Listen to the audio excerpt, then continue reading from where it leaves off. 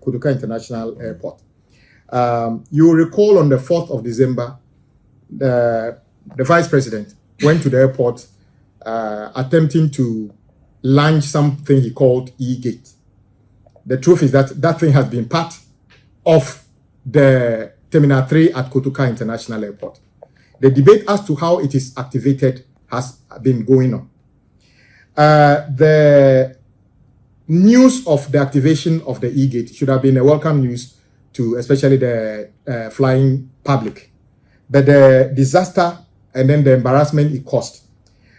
If you look at the facts surrounding the E-Gate project, it is basically a new create, loot, and share, which the Vice President should have known better.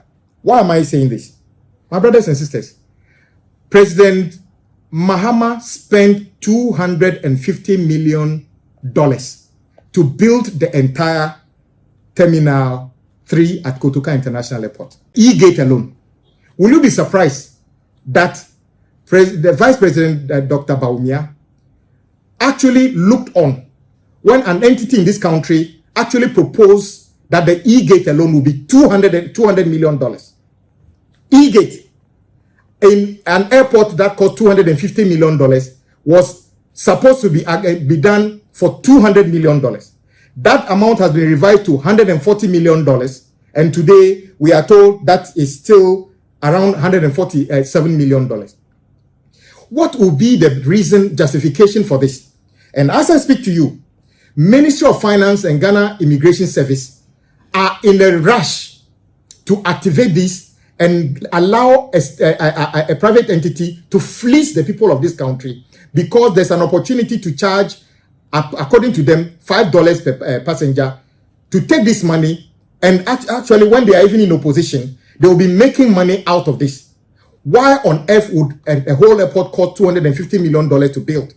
And you will be trying to get into an agreement with an entity to run an E-Gate service for almost $147 million. This can be at the peak of create, loot, and share. And everybody involved in this. I know that this, when they went through the scenarios to, the VFM and other things, as we speak, the VFM for this, even this create, loot, and share, is not completed. But people are at Bank of Ghana trying to open an account for GIS and others to start collecting this money. The VFM is not even out. Immigration Service and Ministry of Finance are trying to sign an agreement. The warning is this. This is an illegality.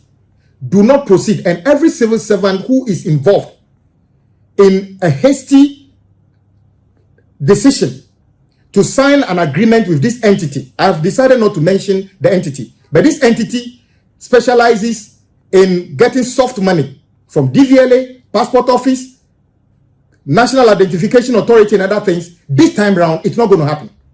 So, Bank of Ghana, Ministry of Finance, Ghana Immigration Service, by the laws that we pass in this house, that activity was not supposed to be an operation by Ghana Immigration Service. It's an integrated service that is supposed to be provided at the airport. There's no need for us to do what they are doing. So the E-Gate cannot be $147 million, just the provision of service, when the entire airport costs $250 million. So we are watching. So if you are a civil servant being cajoled to go ahead and do this agreement, we are watching you. When you tried to open the account last week at Bank of Ghana, we knew what you did. Who is going to be drawing money from that account? We are watching you. When the political actors who are compelling you to do this are gone, on the 7th of January, you'll be on your own. So do not put yourself into any trouble. You saw on the floor of Parliament today, when Dr. Bawumia told the world they are going to build Polugu Dam.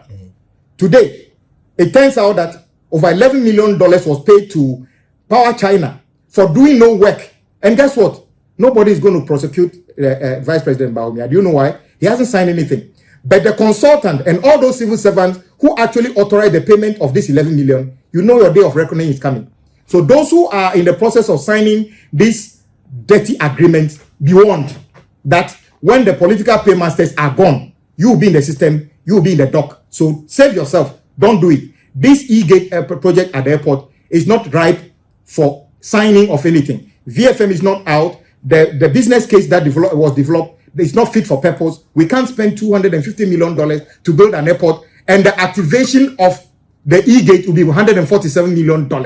This is a crime against the state. This is at the peak of create, loot, and share. And the vice president ought to know better and ask people to stop this immediately.